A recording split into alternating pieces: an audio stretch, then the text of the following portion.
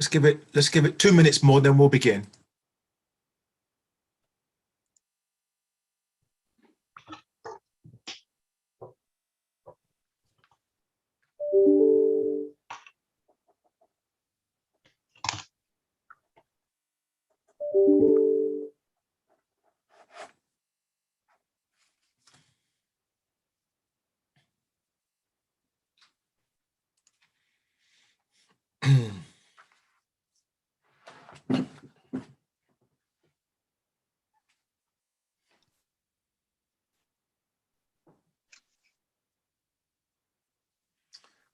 Okay, 3 minutes past. I think we'll make a start now.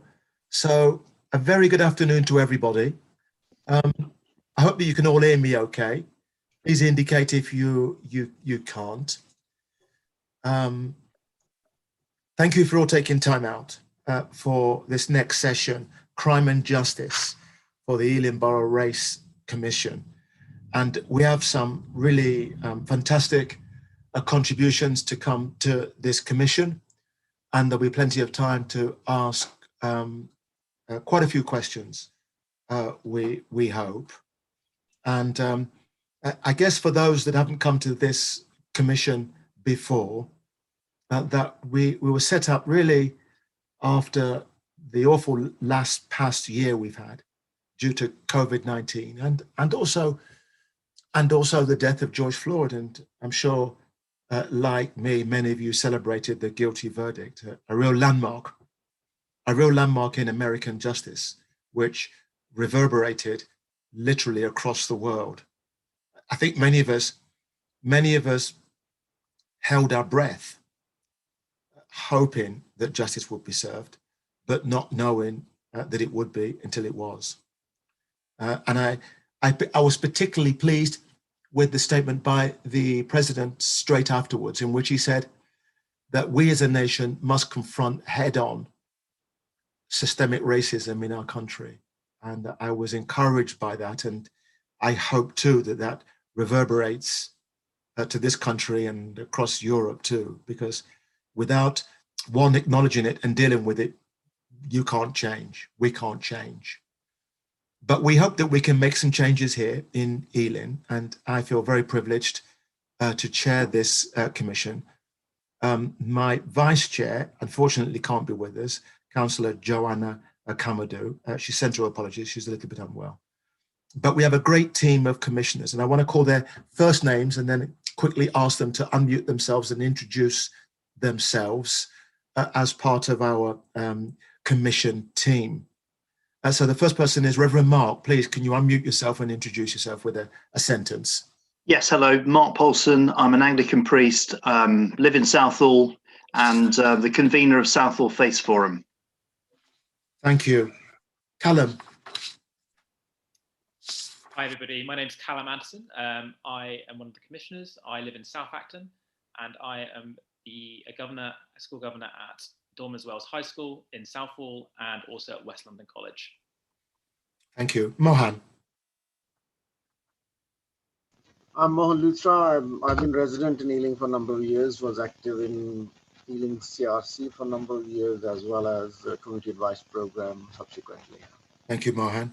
Edmund. Oh, we have two Edmunds. So Edmund, why? Hello, good afternoon, everyone. My name is Edmund. Hello, good afternoon. My name is Edmund Yo. I am a long-time resident of Ealing, and I was a former councillor for the London Borough of Ealing. Thank you.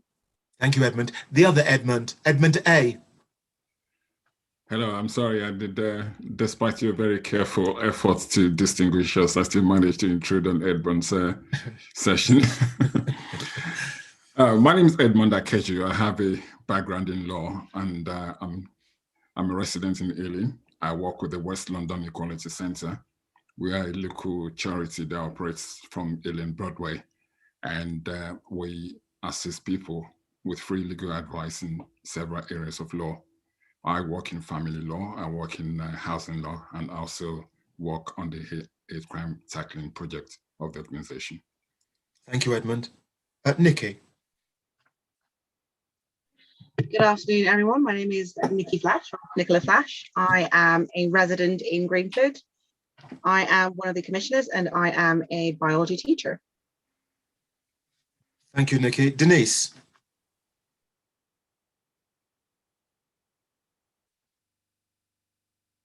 Are you there, Denise? Can you unmute yourself? I'm not sure she's there. So I'm swiftly going to move on to Laura. Good evening, everyone. My name is Laura Forrester. I am one of the Race and Equality Commissioners. I live in the London Borough of Ealing, specifically in Northolt, and I work as a solicitor with matters relating to adult social care. Thank you. And last but not least, Amy. Hi guys, my name is Ami and I'm from Ealing. I'm currently working as a safeguarding apprentice. Thank you all very much. We're all very dutifully supported here by a great team from the council. There are too many to name, but can I just thank you for all your efforts on doing the background so we have a great platform for discussion. So this evening, the next hour and 50 minutes, we're going to discuss crime and justice, and we want a free-flowing conversation, and we want people to be respectful.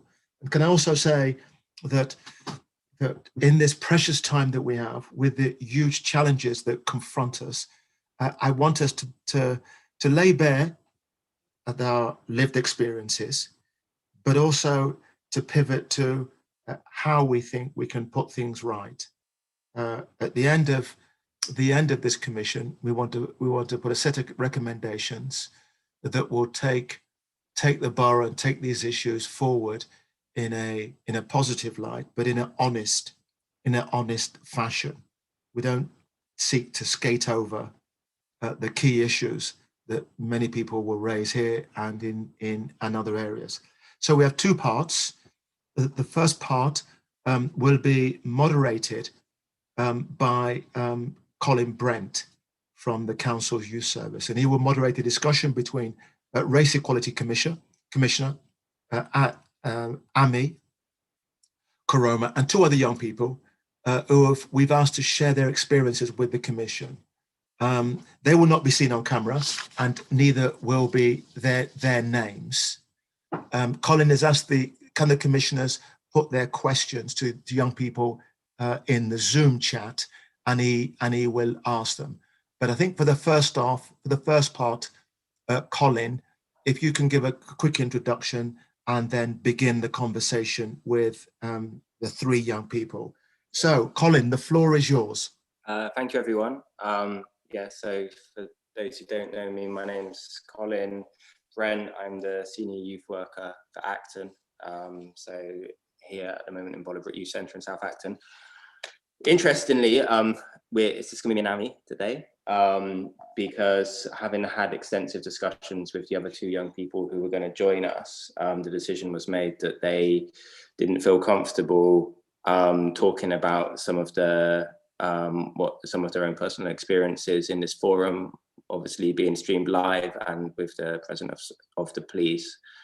And I think really this is something to be taken into account, given the government's number 10's Race Equality Commission, whatever it was called, and the emphasis it put on objective data over lived experience. And unfortunately, in my experience, data is anything but objective, especially regarding young people's experiences around police and trust in the police. And so, it's unfortunate that we don't get to hear from these two young people, but for me, it's also symptomatic of a lack of trust to be able to speak freely without there being the potential of repercussions against them. So we'll see how we go today. So first of all, we'll start off with a discussion between me and Ami. So yeah, if people can put any questions, please feel free to interject with questions in the chat. And yeah, as we go along, and then we'll have questions at the end. I'm also happy. I've worked in South Acton, across Acton for the last nearly 13 years now, with young people, both working positively with the police, but also hearing from, being in debates with and having discussions with young people about a lot of their experience of police. And so if anyone wants to ask me any questions, well, please do. But the expert today is your colleague, Commissioner Ami. Colin, if I could interject, could I also state that if Pragna, Peter, and Grace, our guests, would like to ask any question, please do so in the chat too. So we don't want you just to be passive here. We want you to be inclusive. Thank you, Colin. Certainly, yeah, and just to say that, like in Bolo and the culture within which Ami has grown up, is a culture really of critical thinking and nuanced debate, and learning from each other.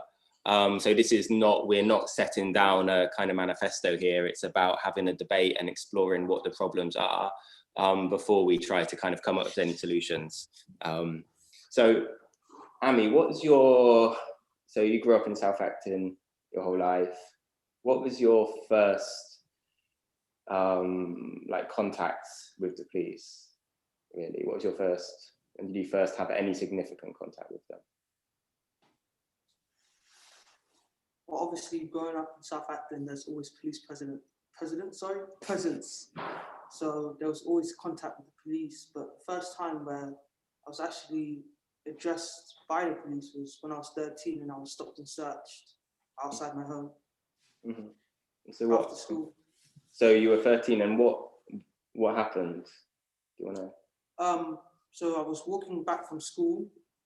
I went to Acton High School, so their attire is black and red, but the ratio between the black and red is very minimal. So it's more black than red. So black school shoes, black trousers, black jumper, black jacket, black bag. Mm-hmm. So I'm walking down the alleyway to my house. And as I walk down, I see a police car parked.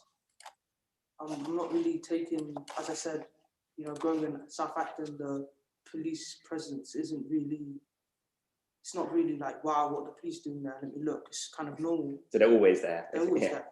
So I walk past, two men come out and they ask me, where am I going? So I'm going home. I said where I've been. I said I've been in school, like I've just come back from school. They asked me who I am. I told them who I am. And then they proceeded to tell me that I don't know what type of language it was, but something about the Search Act or something like that. They told me to basically, they asked me if I've got anything sharp or anything that's going to hurt them. I didn't. So I basically allowed them to search me. After I was searched, they just turned around, got in their car and drove away, and I went home. Mm-hmm. So you were, to be clear, you were a 13-year-old schoolgirl on your way to school, or coming back from school. Okay. And how did that make you feel? At the time, it just made me feel like, I'm a kid. I'm thinking, what did I do wrong? Like, are they coming back? Are they looking for me? Am I a person of interest? Mm-hmm. That was my initial thought immediately after the fact. Mm-hmm. But then after it sat with me for a bit and I stewed over it, it was more like, I've seen police my whole life. Like, this is normal. This is just my first interaction. Like, whatever. Just get over it. One for the books. And so, before that interaction, had you had any particular attitude towards the police, or had you witnessed any particular attitude growing up? Yeah, like, you don't talk to the police. And why is that? Because one of two things. You're either in trouble with the police, or you've done something criminal, broken the law, or it's the police making you a person of interest, harassing you, being in your space, in your area, invading your privacy. And so is there any sense then of the police being a positive force for good? For a long time, yeah. Like, wherever I went within my area, high street, down the road, chicken shop, I'm always thinking, what's the fastest way to the police station? If something happens, where am I going to go? Mm-hmm. I remember getting to 20% on my phone and switching it off just in case there was an emergency. Mm. And I'd call the police. For a long time, that is how I thought. Mm-hmm. And so what changed that? Well, like I said initially, it was, what have I done? Am I a person of interest? It then turned into, this is going to be the start of basically what my life is going to be. And then it created like I don't know, I feel like I created my own self-fulfilling prophecy in terms of like, oh, I'm interested in police now. This is the way I have to be. Like, so I'm getting police presence, yeah? I'm going to continue to be this way and get more attention. Mm-hmm. Okay. And so let's go back to the actual stop and search, how it played out. How did the police approach you? Like, what was the attitude? How did they speak to you? There was two of them. So like, I'm coming down the alleyway, they're in their car, they get out their car, they're walking towards me as I'm walking, so they stop me in my tracks. And like, it's just how it plays out on TV. You got your good cop and your bad cop. One is like, you're right, mate. And the other one is like, where you going? Like more stern and formal. So it kind of put me in a position like, am I in trouble here? Or is this like a daily chat? Do you want to know like the gossip that's going on in South Acton? And then when I discovered what it really was, I won't lie, I'm a 13-year-old kid. I wasn't very polite. It was more like, yo, what's going on here? Bear in mind, where I grew up, seeing all that around me, it was more of like copying. Yeah. And so someone's asked, like, so when this happened and you go home, is your mum at home? Yeah. Did you tell her what happened? No. Why not? I mean, I don't think this plays much into anything, but I know personally, like, my mum's an immigrant, right? So like, she believes in law and order and what a professional says. Like, if one of you were to tell her the sky's green, like, it's all right with her, it's green, it's cool. She respects what professionals say and think. So if I was to tell her, I've just been stopped and searched by the police, her question is not going to be for the police. It might be, evidently, but I know first it's going to be, what were you doing? Why were you there? This, that, and the other. And so the thing that we hear over and over again from individual officers is, well, why are people worried about us being here?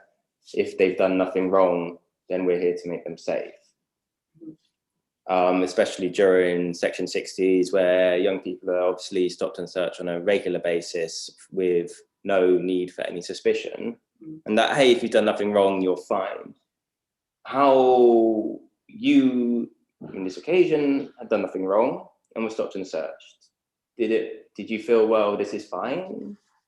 I've got nothing to hide here. No one's going to judge me. This is just a standard, standard procedure I need to go through? Or? Of course, no. Like, it's like I'm being stripped, not just like physically, but like mentally. Because then I'm doubting myself. I'm thinking, I'm running through my head like, what was it? Was it because of what I'm wearing? Is it because like, the way I'm walking, what I'm saying? Is it because I looked at them too hard? Did I make myself a person of interest? It's not, if you haven't done anything, you should be calm. If you were accused of a crime you didn't commit, you'd still be upset. And That's not the same. And how does this change the way that you experience where you live? I mean, you said that there'd always been police around South Acton growing up and you hadn't thought much of it. Is this still the case, or does that change? Still the case, definitely still the case. Definitely still the case. Like, I'm still getting stopped and searched to this day. But I mean, do you before you would see the police as, and you wouldn't really mind, after this and following incidents, does that change your attitude when you see the police? Yeah, so like, you still walk past them as if you didn't notice, or? No, like if I see the police, I'll go the other way. If I see the police, I try to look as discreet as possible, non-suspicious. Sometimes I even take my jacket off so that they can see, look, hey man, I've got nothing to hide. So you feel walking around as a young woman that you have to prove your innocence before the eyes of the police, even before the stop like and search? Constantly looking over my shoulder. And then how you said that then, so going back again to the stop and search. So they approach you, you got your good cop, your bad cop. Then they search you. How did you feel? Did you feel you were given adequate information about what was going on? Were you treated as a 13-year-old, or you feel? No, like of course not. It's like they're the police. Like they start telling me section whatever. Like what do I know? Like I don't know what that is. I don't know. So you immediately feel powerless? Yeah, of course. Like they're the ones with the rule book. They've studied the law. They're the ones that are embedded in the community to serve and protect. I'm automatically supposed to trust them. And if you don't, then that puts you in suspicion. Yeah, like if I don't trust them, it's like, what you got to hide? What you hiding? Where you going? What were you doing? Why are you so hostile? Why are you being aggressive? Why are you resisting? And do you feel that there is a way to communicate to change this with the police? Do you feel what do you see as being done about this as a possibility? The way that stop and searches are conducted, or the number of stop and searches, or the way that police officers' first contact is? From what I know now and what I've experienced personally, it's more of goading now. It's more of them provoking you enough for you to give them a reason to stop and search you. It's more like, oh, what are you doing? Like the police know you don't want to talk to them. They know you're walking away. They know you're avoiding them. But they talk to you. They pressurize you. And it's, where are you going? Like, what would you have to be afraid of? I just want to have a chat with you. And then when you start, from where I'm sitting now, I know a bit of my rights. I know what I can and can't say, what I should and shouldn't say. It's like, when you do start like defending yourself, it's, oh, you're being aggressive. Oh, you're resisting. And so the two officers were male? Yes. And so as a 13-year-old girl, you're patted down? Yeah. How did that feel? Intrusive, of course. Like, I'm a teenage girl going through puberty and being fondled by two grown men. It's like, I can't describe the feeling, but it's like,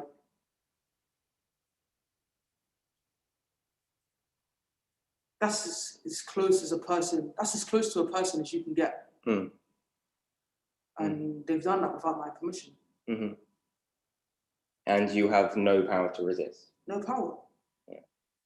And so do you feel like growing up, at what point did you realize, or were you told that because of the color of your skin, you might be treated differently?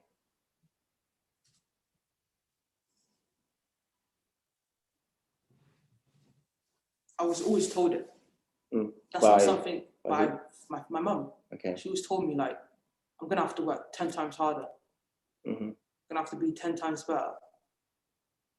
And for a long time I was, but then like, it's tiring being on like full energy all the time, giving 110% all the time. Like, sometimes you just wanna, it's not like you wanna be bad or misbehave or be devious, but you just want to sit out. But whenever you do, you lose your lead in the race. Mm-hmm.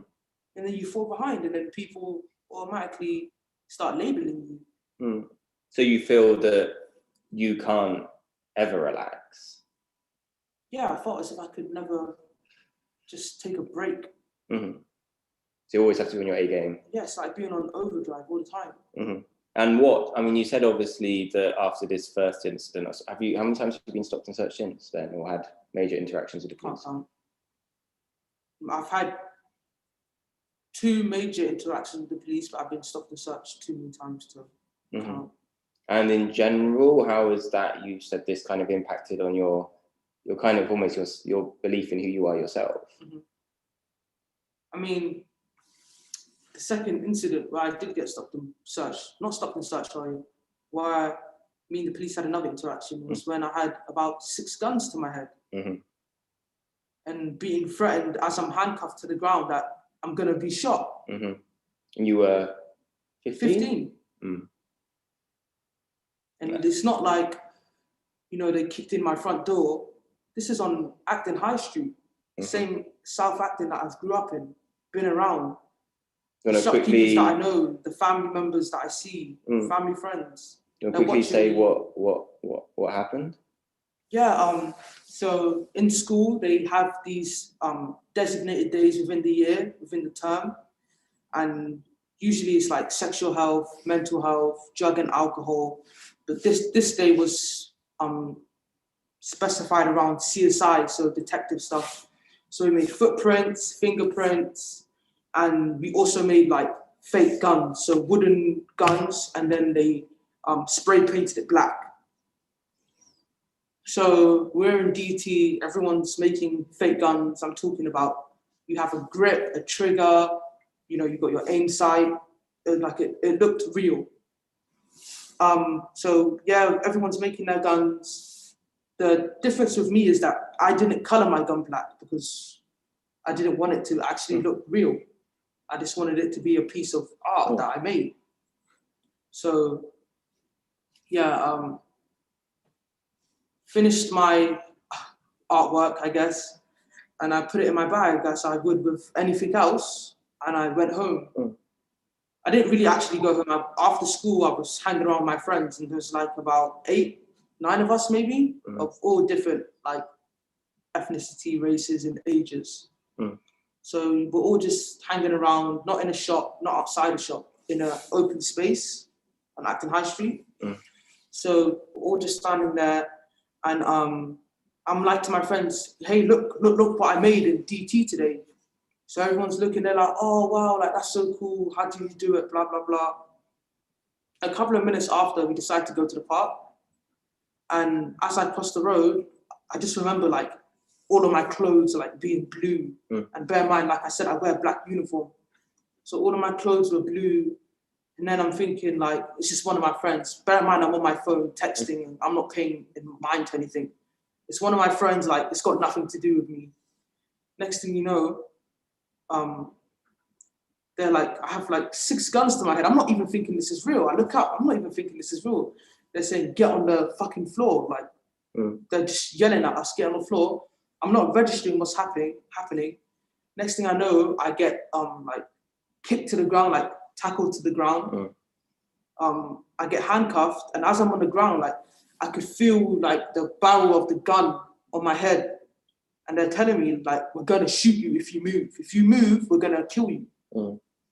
So, like, I'm confused. I'm thinking, like, what have I done so bad that's got, like, the police don't even carry guns. They carry batons. Like, what's going on? I'm thinking, what have I done to be arrested? And then as they lift me up, they're telling me, we've arrested you under the suspicion of having a firearm. I'm like, what are you talking about? What do you mean firearm? They said they've got reports from civilians that allegedly I was waving a gun around and threatening people. I then proceeded to tell them, like, what was their evidence? Like, how did they decide to identify me and only me? And they're saying that the description was a young person, so not male or female, a young person in a colourful bag. And I'm thinking to myself, a high school person in a school bag, is that so? So you picked me, single-handedly, me out of how many people on High Street? This is straight after school, remember? So there's hundreds of kids flooding the High Street. And you only decided to bear in mind, my friends weren't handcuffed. So why am I the only one handcuffed? So of course, I start becoming more agitated and hostile. There's like crowds of people watching me, handcuffed behind my back. I've still got like armed police with their guns. They're not raised at me anymore, but their guns on go. And I've got like 6 police officers surrounding me. I'm handcuffed to my back, and the space in between the handcuffs is being pulled on. So I'm agitated. Bear in mind, they've tackled me to the ground. So my arm was twisted and I had a cut in my hand. So like, I'm agitated, I'm hurt, I'm annoyed, I'm upset, I'm embarrassed, like all the other emotions. They find the gun, they see that it's wooden, and then they just proceed to talk amongst themselves. And I'm thinking, I'm not thinking, I'm telling them, I'm like, don't you feel embarrassed? Like, you're arresting 50-year-old schoolgirls on the high street. Like, you should be embarrassed. And then next thing I know, I'm being thrown in the back of a bully van, being taken to Acton Town Police Station and protest assessed. I then got put in a cell for almost 9 hours without any medical attention to my arm or hand. Went into the interview room. I had my appropriate adult, which is my sister, and my solicitor present. And my solicitor and my sister they said that they identified me using video footage, live video footage that was surrounding the traffic lights, as that is a hotspot for crime. We asked them to see this video footage because, as I said, I never waved this gun around. I never threatened no one. I never put it in no one's face or intimidated anyone to make them feel as if it was real. And they refused to show me. They refused to show us and gave me yacht for 6 months and community service. And so I was going to say, so, and someone's asked about the first incident and what support you got afterwards. After these incidents, what happens? Is there support for you, or are there repercussions as well for you? So for school, for example, what was the support after your first stop and search and after this incident that you just told us about? So at that time, I didn't have a mentor, I didn't have a therapist, and I did have teachers, but not like good teachers that I had like excellent relationships with. But again, I just thought like, this is South Acton, isn't it? Like, but it comes with the price. It just comes with the location. It is what it is. Colin, sorry to interrupt. I'm mindful of the time. There's a few questions on the chat. Yeah. I wondered if you might have a look at those. Yeah. And then at some point start thinking about the other guests that we can bring in blind. Make sure. I believe I'm kind of, that's what I'm doing. So I'm kind of working through, maybe paraphrasing the questions, but I think we've answered most of them so far. Okay. Just maybe paraphrasing a little bit. Sorry, and so the final one, which we haven't had yet, just out of all of these, were you convicted of anything? No. So you have no criminal record? Initially, that was going to be the case.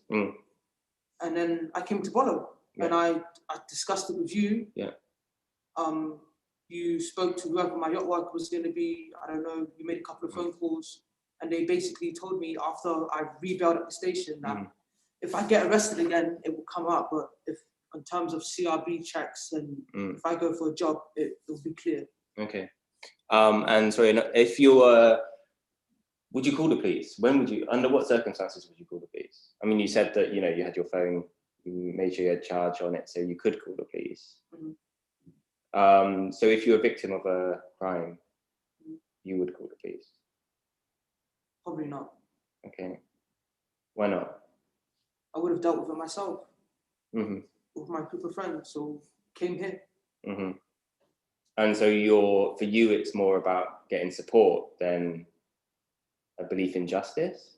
Yeah, definitely, 100%. Like, after that, Like, who do you call if the people you call are the ones committing the crime against you? Like, who do you report to if the people that you do report to are the ones that are doing this against you? So it sounds like a complete lack of faith in the justice system as well. Yeah, 110%. Yeah. Okay.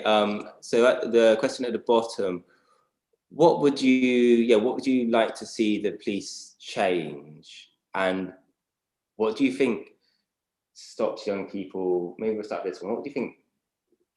The question that came up earlier as well, which comes up a lot, is representation in the police. I think it's fair to say that still in Ealing, in the tri-borough police, from what I can see, vast majority of officers are white. In one of the most diverse parts of the country. But do you think that makes a difference? No, because for me personally, it doesn't matter if you're white, black, blue, orange, purple. It's not the color of the person wearing the badge, it's the uniform. I always think it's me, it's us versus blue. It's not because he's a white police officer or because he's Asian. It's not to do with any of that. It's, for me personally, it's white versus blue. It's about power. It's definitely 110% power. Even if it's a female, I'm walking away. Interesting. And so what do you feel, have you, I guess to these questions towards the bottom that I'm seeing, what, have you had positive experiences with the police? Like personal one-to-one. Or like here, or you know, where maybe there has been something and a police officer has approached you in a way that you've appreciated? I mean, one time a police officer said thanks to me. That's about it. Interesting. Hang on a second. So, sorry, some people have walked in when they're not allowed to. Yeah. Sorry. And I think this is, if I can talk for a minute, Amy, about our experience. One of the things that happened that I feel, and jump in if you disagree, is that there's often a feeling that policing happens to young people. And young people are usually the, often in these cases, the victims. When Section 60s are called, usually it's about violence against young people. And what often happens in these situations is that then the people being stopped and searched, the people who are already afraid of violence against them. We've had young people come from Acton Town to Bollow, which is what, a 10-minute walk, and being stopped and searched 4 times on their way to the place which they feel safe, in order apparently to make them feel safe. And so this idea that policing doesn't happen with young people, it's not understanding young people as victims of crime, it's about seeing young people as potential perpetrators, and not understanding, I think, the power dynamic, especially for young people, of how intimidating it can be, as we heard from Amy, of feeling that you have no power to respond, that you cannot question. We all know, the official controls on stop and search, and I can tell you from my own personal experience that those often, sadly, do not apply. That there is regular abuse of power by police officers with young people, fully in the knowledge that these young people will not go to the Independent Police Complaints Commission. Pragma, you got your hand up? You're on mute. Sorry, I didn't want to jump in when you're not finished. If you want to finish, that's fine. Yeah. Okay, yeah, should we, we'll talk for another few minutes and then we'll, yeah, go to the floor. So some of the more, you know, we know, I mean, growing up in Acton, so there's a fear of the police, but there is also the fear of crime. Yeah, definitely. Like, I know, right, like today, to this day, where I'm standing right now, like, I'm always looking over my shoulder, all the time. And so what kind of things for you do you look out for, like, when you're walking down the street? If there's a person on the bike, like, who is that? If there's, especially on the moped, mostly it's delivery drivers, but if I hear a moped, I'm turning around, or I'm cutting corners, or when it's too dark, I get on the phone with someone, so at least like somebody knows who I am. And that's in my own area.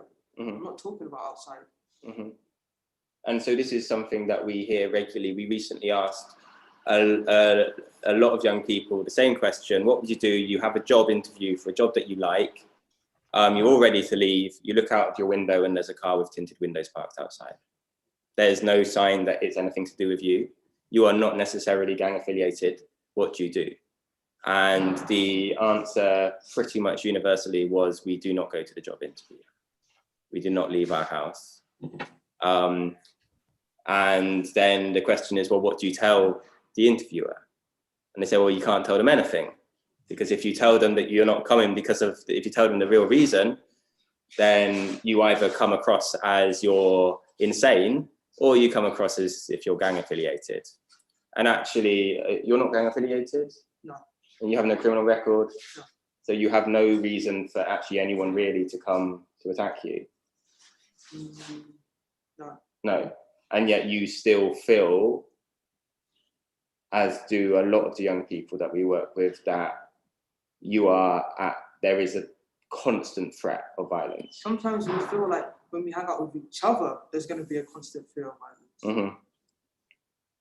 And so what do you do to mitigate that, against that?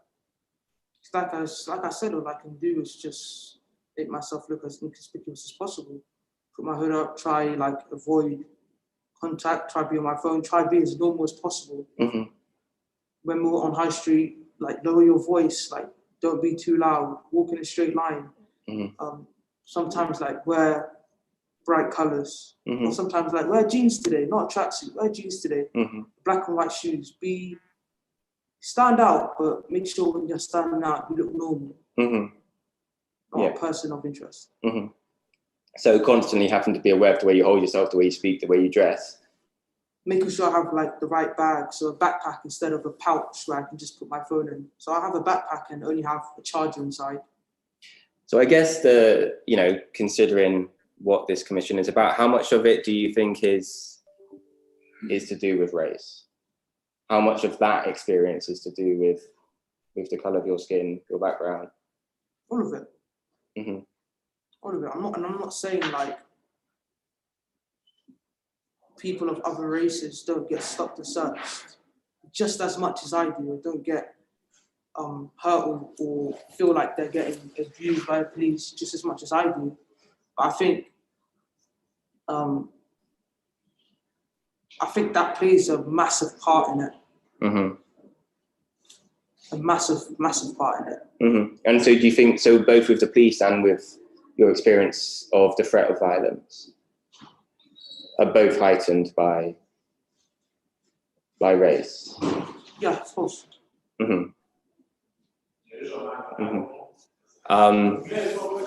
Sorry. I'm gonna ask them to leave. So yeah, I mean, I think we can obviously talk about this for a lot longer. Certainly in my time, I've seen this over and over and over again. The way that public space is experienced and public justice is experienced in a completely different way by young people of Black, Asian, ethnic minority backgrounds. And the impact that that has on education, on employment, on their ability to experience the world as a place which is safe, which is where they belong. I recently, just this week, had a young man tell me that he had seen little kids playing in the park and he was worried because he felt that they weren't safe. So this is a 15-year-old telling me that he feels that it's not safe for children to play in a playground because of his experience. Okay, Colin. And, yeah. So, yes, let me bring in some questions then from the commissioners on the floor, and then let's start with that first, and then we'll move from there. So, thank you for being patient, and let me say, Abby, I can't thank you enough for being brave, and just retelling the stories cannot be easy, and we recognise that, because it's having to relive that again and again and again and again. So I thank you for your bravery and honesty and openness with us lot, if you like. But it's greatly appreciated. So Pragma, do you want to begin with your question, please? Yes, my question. I mean, Ami, thank you so much. To echoing what Simon Woolley has just said about how appreciated it is, how we understand how hard it is to recount your experiences, your awful experiences. I guess for me, what's complicating everything that you've said is the fact that, you know, that you were stop and search that you feel based on your color. But what I think what makes it doubly complex is your gender, your sex too. And I think it's what your story does for me is makes me want to ask the most obvious question, which is that whenever there is a public discourse around stop and search, the image that comes to mind is young Black males, but not young Black females. And I am particularly, you know, sort of want to understand that experience of young Black and female, because I think that the racism that you experience is also complicated by your gender, and the gender shapes the racism you experience. And that's why I asked the question, you know, where is the line here? When you said so poignantly, I'm a young 13-year-old girl going through puberty, and there are two white men groping me. This isn't just the experience of a young Black male. This is an experience of a young Black female. And I think that understanding has to be brought to the fore. And one of the things that I'd be really keen to understand is, in your experience, does it happen often? This kind of experience that you had, is that an experience that other young Black women are experiencing regularly, have done, are doing?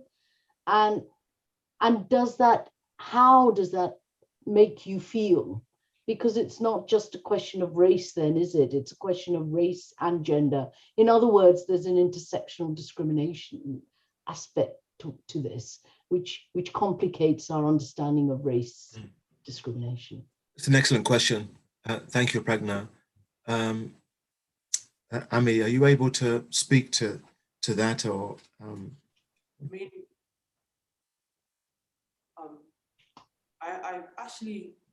I really appreciate what it is that he said, because, like, you're right. You know, all the protests and marching and campaigns we do are for young Black men. It's not really for women. I feel like women get banded into this group as women. So it doesn't matter if you're white, Black, orange, purple again. It doesn't matter. You're just a girl. It is what it is. I feel like the type of abuse that women get is either sexual or it's like demeaning, like, why are you here? You're a girl, or don't you have somewhere to go, something to do? I think it's more like we get categorized as being soft and absorbing and lenient and taking all the struggles that come in with life. Girls are built to become more resilient than men and sponge a lot of things. So a lot of what I went through doesn't get spoken about because it's more of like just another thing that a girl has to deal with. This unfortunately just doesn't come up as a priority for her or a cause for concern. It's just an obstacle or something that's just happened. That's really interesting. That's really interesting, Pragna, that when we look at Stop and Search, the gender issue that you highlight, which is an accumulative effect, is not even on the radar, much less dealt with. But Colin, this is a question for you too. Your understanding, are there any liaison groups that interact between young people and the police that help bridge gaps, that help better understanding? I mean,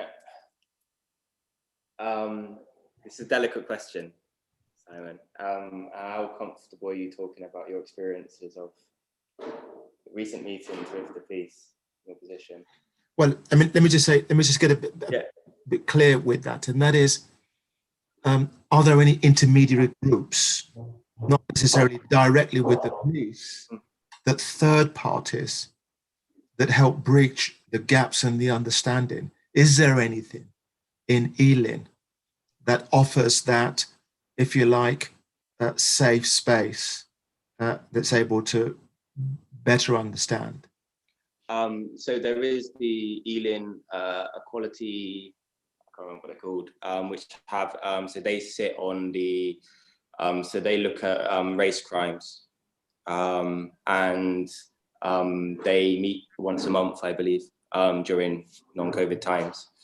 And that is an open forum, so young people are encouraged to attend. Otherwise, if there's, I can't say I know of it. I mean, there have been initiatives by the local sergeant here in Acton to improve relationships between the police and young people at the youth centre, for example. And there has been a lot of work with them, but this is around individual sergeants and based on personal relationships, is my understanding. I mean, yeah. Somebody did put in the chat that we did have Ubuntu roundtable discussions twice about over a year ago. I mean, I know it might have been with COVID. Steve, could you come to the floor and could you talk about that a little bit? What those roundtables were, who were they involved, and how how they worked? Yeah, so it was a partnership work with a youth organisation, Youth Futures from Lambeth, and it was about involving young people as peer facilitators. And but I'm a youth worker, 30 years experience, using the tried and tested method of trying to bring together frontline serving police officers and young people and having discussions.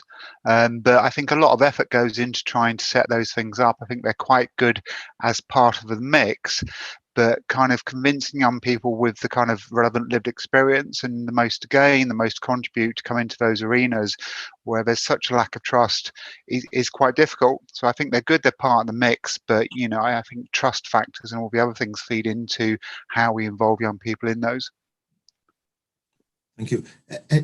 Anybody else want to contribute about their experience or questions to either Colin or Amy? In response to the other two young people, we have decided that we will have a conversation with them with no cameras at all and just the commissioners in a more safer space, because it's been brought to my attention that there's a little bit of concern. And so we're going to go the extra mile to have a completely safe space for them. But I would also urge the public too, if they want to do some questions, please, both to Colin and Amy and to the commissioners about their views. And then shortly we're going to shift to part 2 of this session. So commissioners, raise your hands if you've got any questions, and or public too. And I'll keep my eye out in the chat. Callum has a question. Laura, come to the floor and ask your question, please. So my question essentially was, can the police seek to bridge the gaps themselves by doing work directly with students in schools?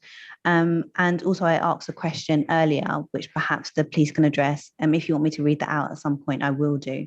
But for now, what can the police do about doing direct work with children in school to create that positive relationship while the children and or students are young, so that when they're older, that positive relationship is still there? Okay. We know we have the commander, borough commander, Peter Gardner, with us. Peter, do you want to just dive into that one now? I know you're going to give a little bit of a talk a little bit later, but I think whilst we've got that question live, I'll just hand it right over to you. Okay. So thank you, first and foremost, Borough Commander Peter Gardner from the Metropolitan Police. Thank you. Can you hear me okay? Yes, we can. Okay. Firstly, before I answer the question, I'd just like to address Amy. I'd like to say, first I want to apologise for the experience you've had, because certainly what you described as a 13-year-old young girl, that's unacceptable. You should be searched by a female officer.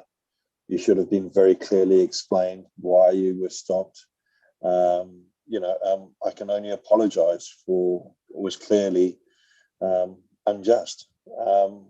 And I know we have an awful long way to go. And I know that we are far from perfect and there's a lot of work we have to do.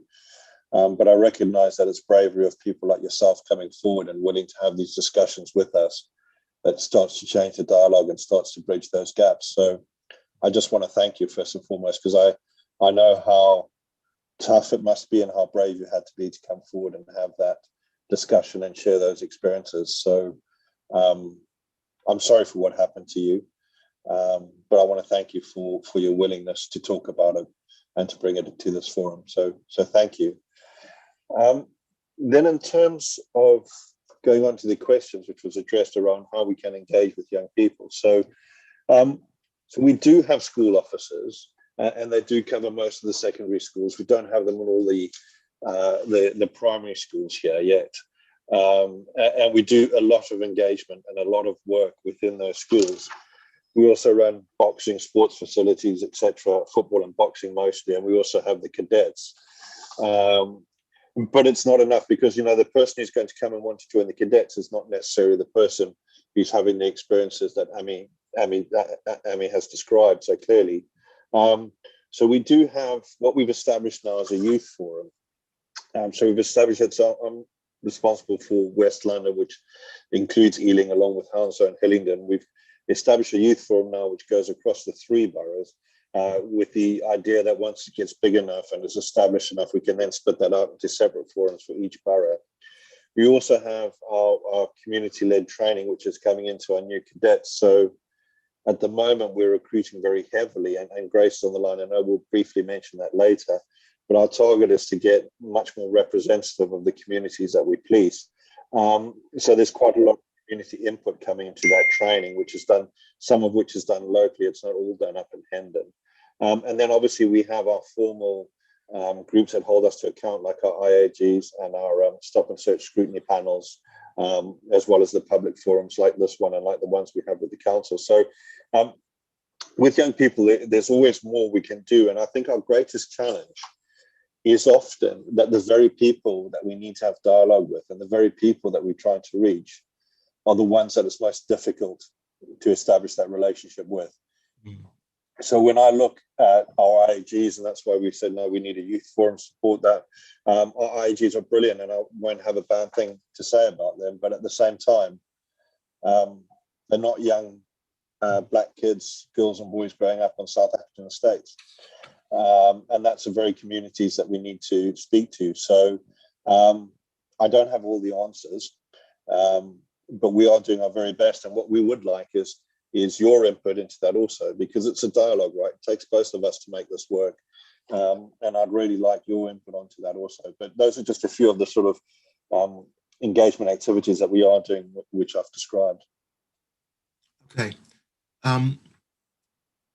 Amy and Colin, do you want to come back at that a little bit, and let's tease that out to see whether that sounds genuine, it sounds doable, or whether there are fault lines there? I think the first thing to say is that the police as an organisation is very diverse, and this is what makes it really difficult. Is you have individual officers who have gone out of their way to build relationships with young people. You can have a school officer who tries to build those relationships with young people from a young age. They are usually not the officers who are stopping and searching young people like Amy. And actually, all of that work is undone by aggressive stop and search, by aggressive behaviour of police against against young people. And I think actually the people who should be most frustrated by this are those officers that try to build those relationships. Right. I mean, we know that certainly the local Safer Neighbourhood team in Acton have really tried to build relationships, but then we're part of a tri-borough. And so you get the TSG vans coming in from Feltham, coming in from Hillingdon, and their attitude still is that South Acton is the place to crack. And so they come with the attitude of coming in and hitting it hard, like it's some kind of badge of honour. And undo, I've spoken to officers myself who say they have undone months of work in 5 minutes. Because how can you trust? Let's hold that thought. Let's explore that a little bit, if I may. Commander Peter. Absolutely, yeah.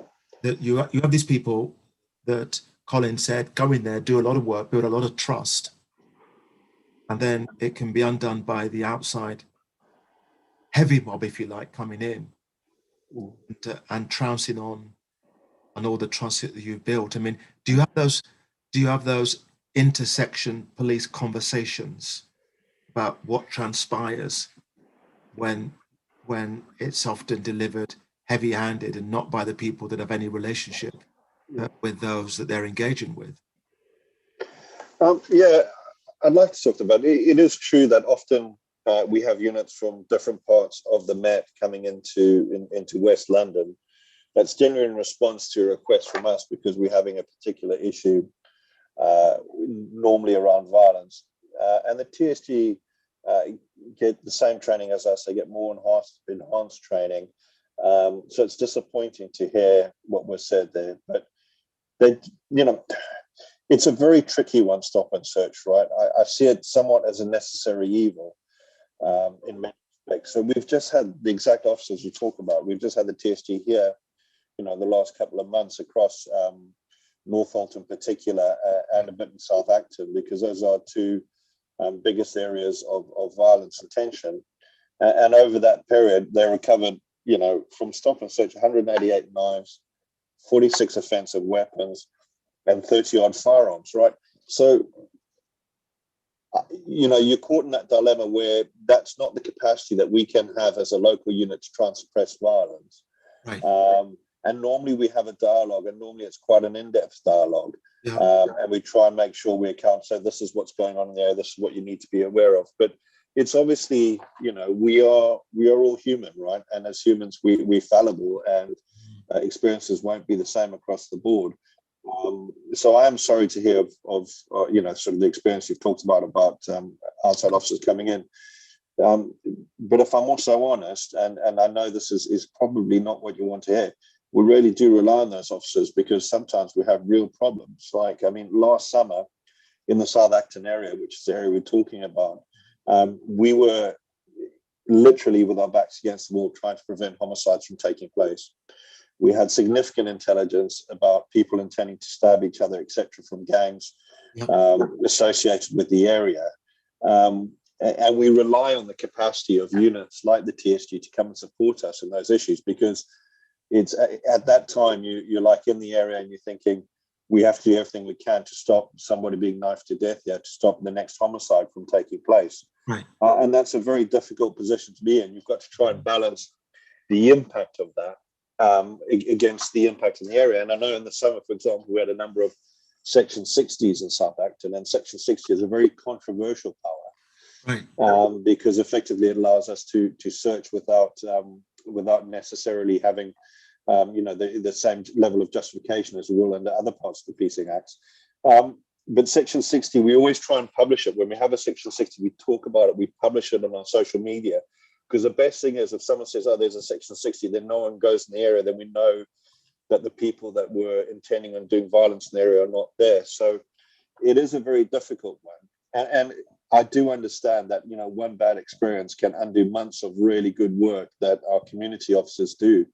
So I am sorry for that experience. It's something we do have to weigh up, but they do a lot of good work also. Okay. Now look, I want to move on to the second part and give you and Grace the floor in a moment. But before that, if I may, and I haven't spoken about this before, but I don't want to lose the opportunity of having someone like Patel from Southall Black Sisters, who dare I say, Ragnar, you like me, have seen a lot and been around a lot. That's why we have the grey hairs, if you like. And you've seen the ebbs and flows of the good, the bad, and sometimes the damn right ugly. And as I mentioned at the beginning of this conversation, that we're in a particular challenging time now, not least because it's seen by many that we have a central government that is pushing back on some of the stuff that you and I have fought for. Can you give us a bit of an overview on what worked well with the borough in its better years, and how it is going right now, and where some of the bigger fault lines might be that this commission absolutely needs to address? And I know I'm putting you on the spot, but I just, and I apologize in advance, but I know that you have a wealth of knowledge, and any insight that you can bring to us I think is just gold dust. But you're gonna have to unmute yourself. Saying, gosh, Simon, that's a big question. We could be here a long time, but what has changed? What has not? Has it got better? Has it got worse? What's the situation? I think, like Colin and Ami has said, in relation to policing, we have gone through policing in, say, places like Southall, which saw racial uprisings in 1979. We saw, mass arrests of largely Asian, Afro-Caribbean youth, destruction of cultural centers. We saw the convictions of Asian youth for public order offenses. Yeah. So we've seen a community that's been highly alert to issues of racism. Over the years, it's not the case that there are necessarily always overt expressions of racism, certainly not within the police. We engage with the police on a daily basis because of the work that we do. We have to involve the police in safeguarding matters. And insofar as that is concerned, we have a mixed bag of responses. We have very good officers. We have excellent officers who do an excellent job. We have responses that are appalling, that may be put down to racism, but also sexism and, all the other structural problems that arise.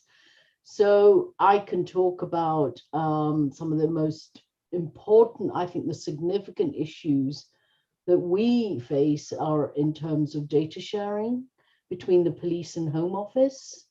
Particularly where migrants are concerned, particularly where migrant women are concerned, particularly when migrant victims of crime report crime, and instead of treating them as victims of crime, you're busy looking at their immigration status. Yeah. I can talk about the immigration raids that go on regularly and the impact that that has on particularly vulnerable groups in Southall that we have seen, particularly the vulnerable women that we work with, the fear that's instilled that they will be arrested, detained, deported. And I can talk about women who've been arrested when they report crimes. Wow. But the one thing I would say, the other thing I would say is that there are two parts to this problem. The one is, you know, in relation to race, and particularly we're talking about crime. The police is the key institution, but it's not just the police, it's the whole criminal justice system. Yep. But separately, it's also about the fragmentation of our communities, the fact that we have really fragmented, and so therefore the solidarities that existed to resist the mobilizations, to resist some of the more, you know, oppressive practices, that is not easy possible as it was in 79 and 81. And that worries me greatly, because, you know, that is also an aspect of, is the other part of this problem, which is how on earth can we challenge some of this if we can't come together? You know what's interesting?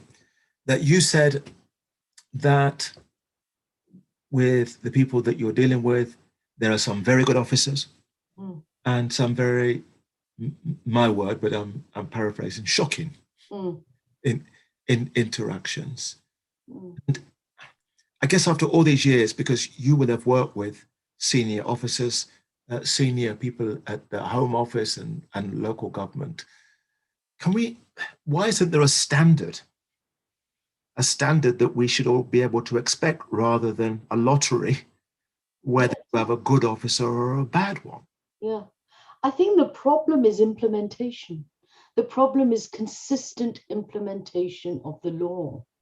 You know, what we are seeing is unlawful behavior. I mean, you know, the commander himself has said that what the officer did to Ami when she was stopped and searched at the age of 13 was not particularly, you know, it's not good, not just good practice, but it's probably unlawful.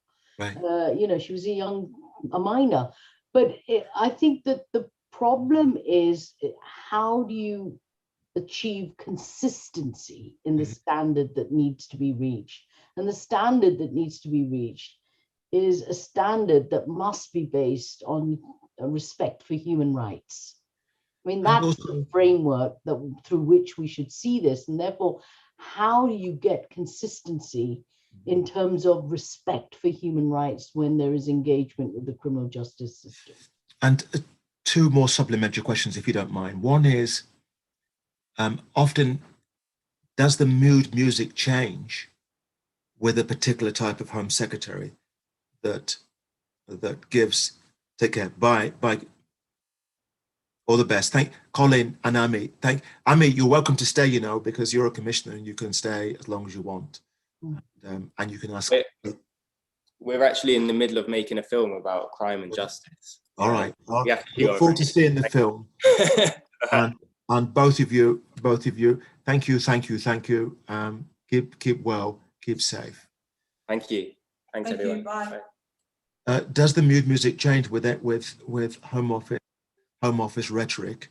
That's one part of the question. And the other is, particularly pertaining to us, how can the local dynamic help dictate or foster a climate that is more inclusive, that is more responsive to the local needs? First of all, the mood music change with the particular Home Office? Yes. Yes, definitely. We have a Home Office, the rhetoric that's coming out of the Home Secretary and the Home Office itself is one that is conducive to intolerance, it is conducive to division, it is conducive to racial hatred. And I worry about how those who want to interpret that rhetoric in a particular way, what that means for the most vulnerable in our communities. It is much in the same way that the rhetoric that came out of the Trump regime had an impact, a direct impact on increasing of hate crimes, increase of racism and far-right activism. So there is no question that government rhetoric plays into this. And what worries me enormously is the Sewell report and what that now means. Because we have, had more than a decade of trying to change racism, challenge institutional racism, whether it's in the police or anywhere else, public bodies. Now we have official view that there is no institutional racism. So that then is the mood music that's being created right there. So that makes our life doubly difficult in terms of challenging, discrimination of any kind, whether it's in the criminal justice system or anywhere else. That's the point around mood music. And that also worries me in terms of the ways in which immigration raids take place and the ways in which migrants are picked up. They are probably some of the most vulnerable. They are also on the front line of both racial hatred, but other forms of hatred too. And that secondary point about the secondary point about local dynamics, my view is that if this is coming from the highest point, if this kind of rhetoric is coming from the highest institutions that should know better, then it is going to be up to local authorities and localities to change, to show leadership. And that's what I think this commission can do, is show leadership and actually bring about a climate that at a local level and set up as flagship spaces. Right. And so it seems to me what you're saying then, this is a nice segue for Peter and his team to come in, is that you seem to be suggesting that there might be enough discretion for local councillor leaders and local borough leaders to have a set of understandings that in some ways might buck the trend, but have a local dynamic of understanding that leads everybody into a better place. So on that note then, Peter, I'm just handing you the baton now, really. So on two levels, really. One, if you could spend 5 or so minutes with your colleague Grace, just to talk about a few minutes about where we were back in the day, where we are now, right now, but where we might be going forward. And then, let's leave 20 minutes or so for Q&A. So Peter and Grace, the floor is yours. Thank you. I just have to point out that as peace officers, obviously, we're completely politically neutral. So I can't comment on any of the discussion that went on previously, etc. So I do ask that you understood. Yeah. So I have prepared a little presentation, but I don't think I'm going to use it actually, because I'd much rather use the time for discussion. So I'll just run through some of the key points. I think we can't talk about the future of race relations between the police and the Black community, the Asian community, and ethnic minorities without acknowledging the challenges that we've had in the past, because there's a deep history there and it's people's lived history, and it's important that we acknowledge that. So we've already discussed the 1979 race riots and the uprising we had in Southall. We had the 1981 Brixton riots, which resulted in the Scarman report. We then had the second Brixton riots in 1985 following the shooting of Cherry Gross, which Bernard Hogan Howe apologized belatedly for in sort of 2014. In 1985, we also had the Broadwater Farm riots, which was the murder of PC Keith Laycock. In 1993, and probably pertinent because obviously today is Stephen Lawrence Day. So in 1993, We had the murder of Stephen Lawrence, which really, I think, was a seismic change for everyone here, because this is where it gets to the history, I think, of most of the people who are in the force now. We had the Macpherson report off the back of that, which was released in February 1999, which made over 70 recommendations for reform, covering both policing and criminal law. And it called for reform across the board: the civil service, local government, national health service, schools, the judicial system, to address, and for the first time, really talking openly about the issues of institutional or systemic racism. We also had the riots following the death of Wayne Douglas in 1995. Also, we've had the issues we had following the shooting of Mark Duggan in Tottenham in 2011. Yeah. And so there's an awful lot of the history there, which is a history of conflict and a history of a relationship which is not one of mutual trust. And I think it's important to acknowledge that, because it's important to show where we're going and how far we've come from there. So, where we sit here in 2020, we've got 8,500 officers and staff that are from a Black and ethnic minority background, which is about 90% of our workforce. It's still quite far away from where we need to be representative of our community, and we're very clear on the mayor's target of having 40% of our officers and staff from a Black or ethnic minority background.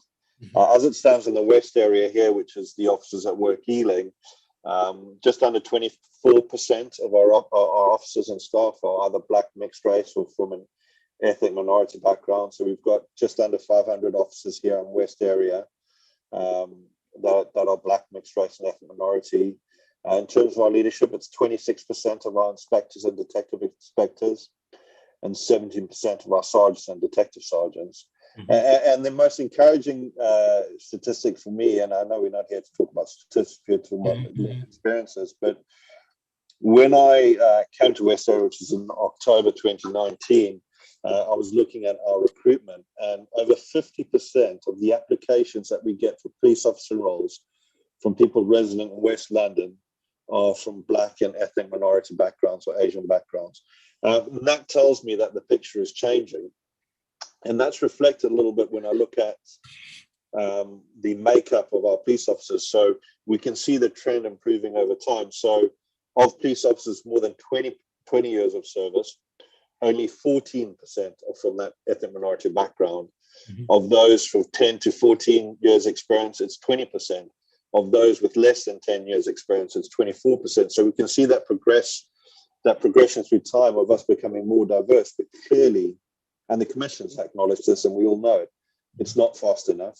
And it's very difficult to police with consent when you don't represent the communities that you police. Right. So when we talk about police legitimacy, for me, it comes back to the Peelian principles, which are named after Sir Robert Peel, who founded the Met Police, and a couple of them really stand out.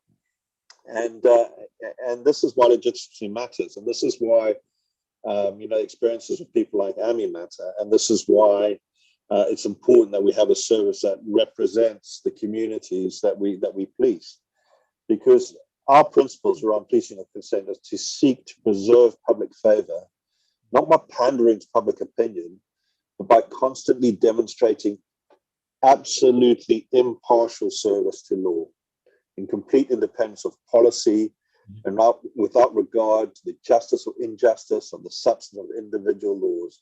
And so I think it's that key point in the middle there of absolutely impartial service. And then that comes into this idea of the policing of the public and the public of the police. So that's probably the most famous Peelian principle, which is around the police of the public and the public of the police. That is about policing by consent. We are not like the US. We do not, we're not an armed, police enforcement, shall we say. We see ourselves very much as a service to the community, and it's only by support of the community we can police. And that brings us into sort of the issues around legitimacy and procedural justice.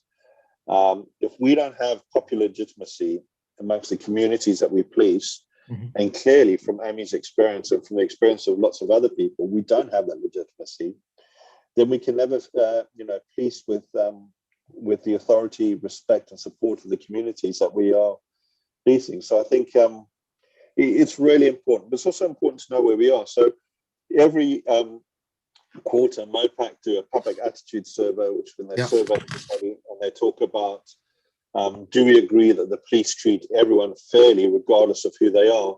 The Met average is about 72%, and Ealing at 77%. So it's slightly above average. So you think, on paper, you think, okay, well, everything is not so bad. Then, more than 3/4 of people think we're treating them fairly. But when you break that down and you look at the disparity between Asian members of the public and Black members of the public in particular, that starts to fall apart, that argument, very quickly. So when we look at two long-standing questions around inequality, one is the police should conduct stop and search, and the police use stop and search fairly. Yep. The disparity between, for example, a white member of the public and a Black member of the public responding to that survey is 26%. Right.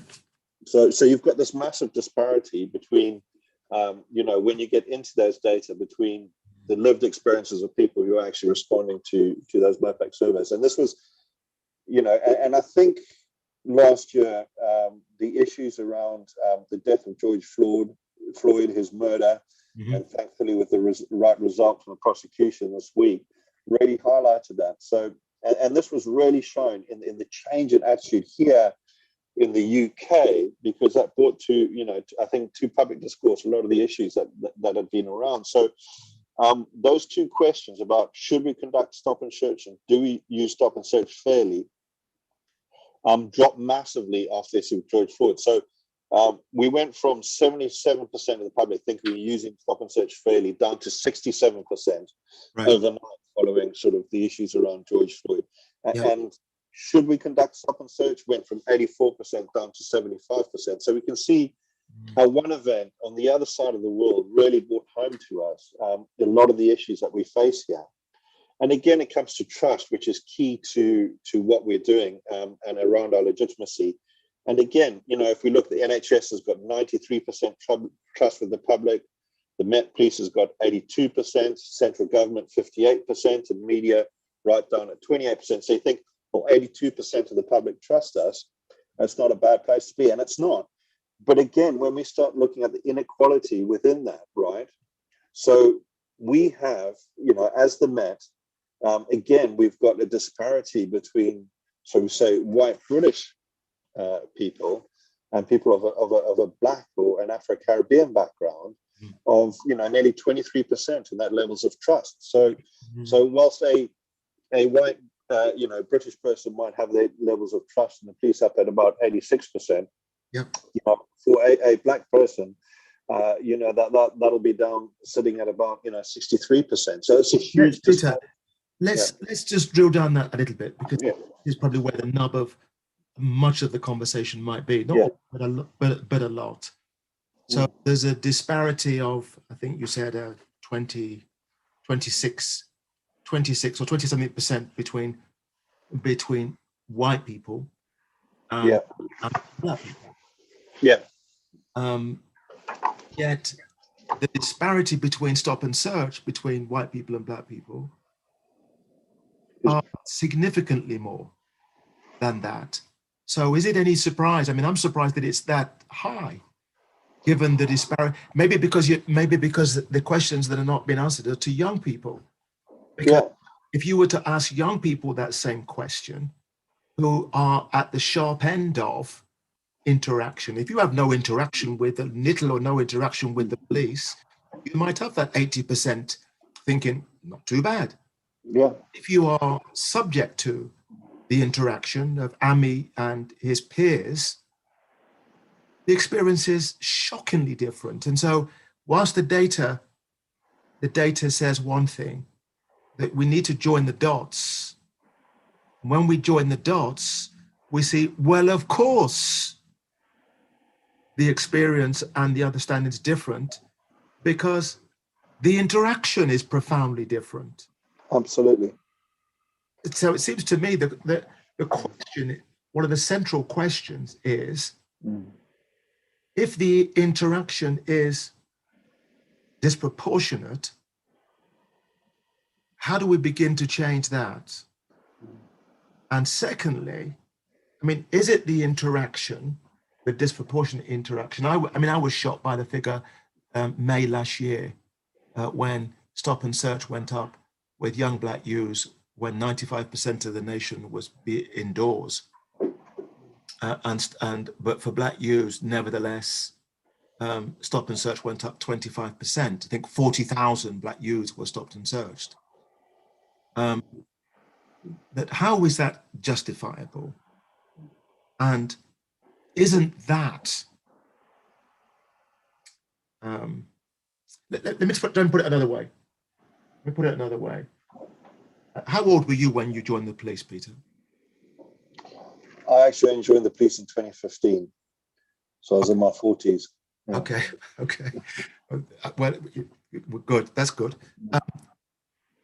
Up until then, were you ever stopped and searched? No. So I assume that you've never been stopped and strip searched. No.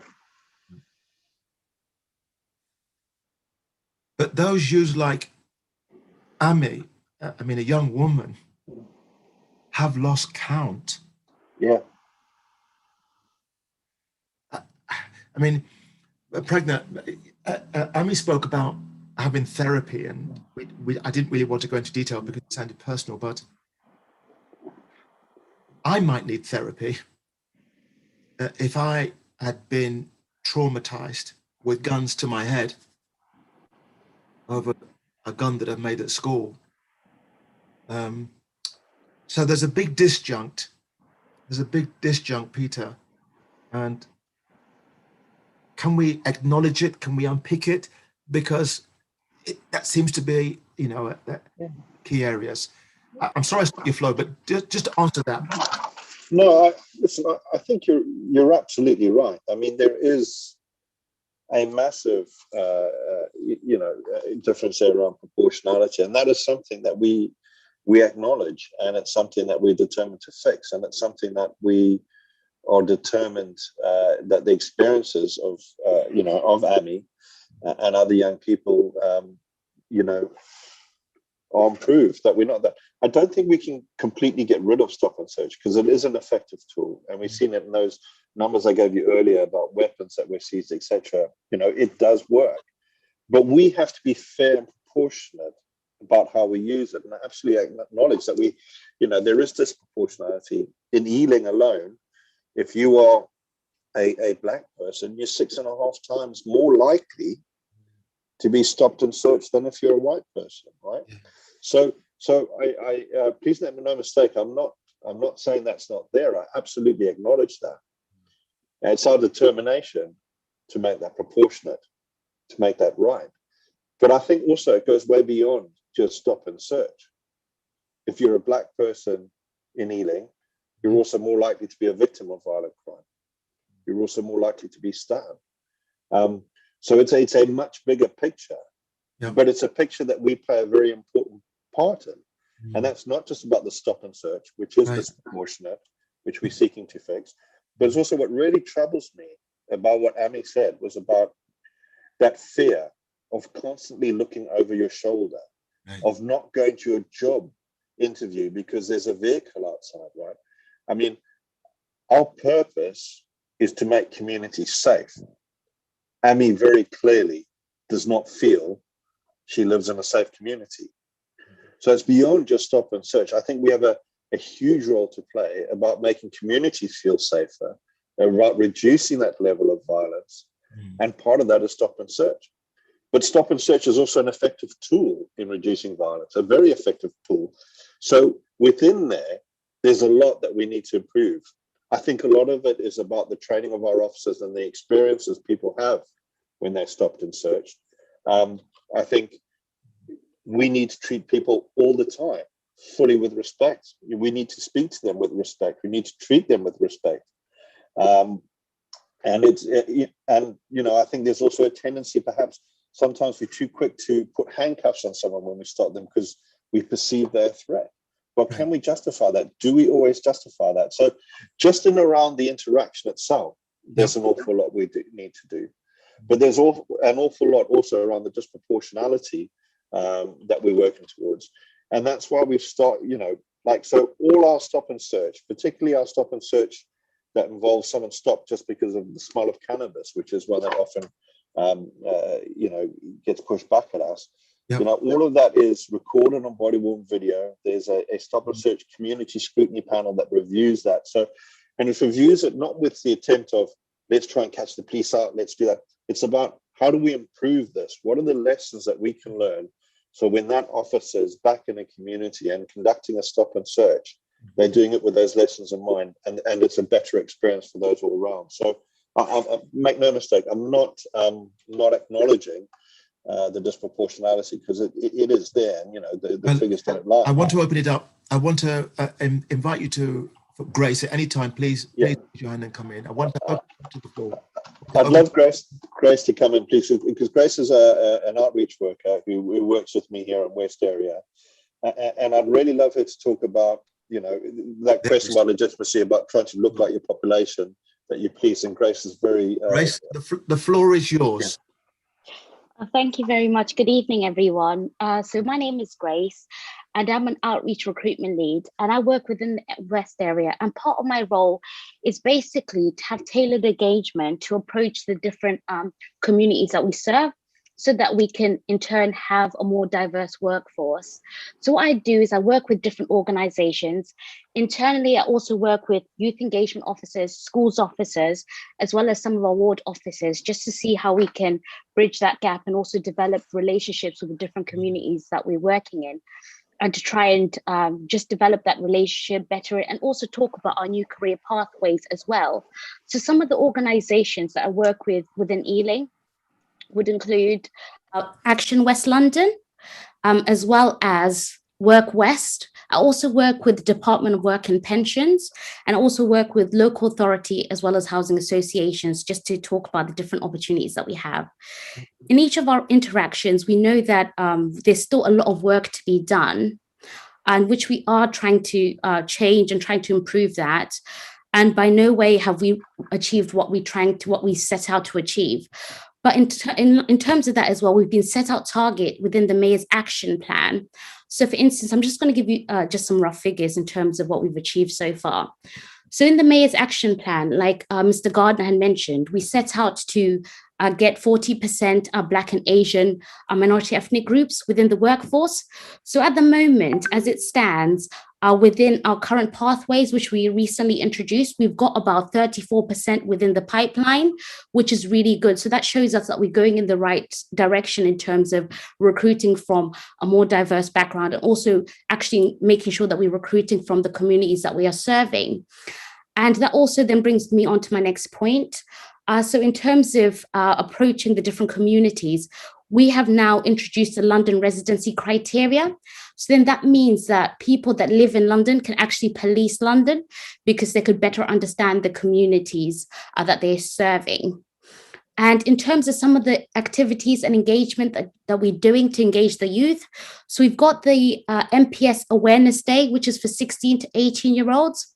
So this is basically about engaging the youth and also just understanding how we as an organization can improve, as well as our our virtual work experiences, which we're doing through the educational trust, because we definitely need to sow seeds at that ground level and also just improve that relationship. So it's ongoing work that we definitely need to do in terms of as an organization, and also within my role as an outreach lead. So we are going to be getting a lot more people within the outreach team to support the activities that we are trying to do, so that we could have more boots on the ground and also try to reach a lot more people within the West area.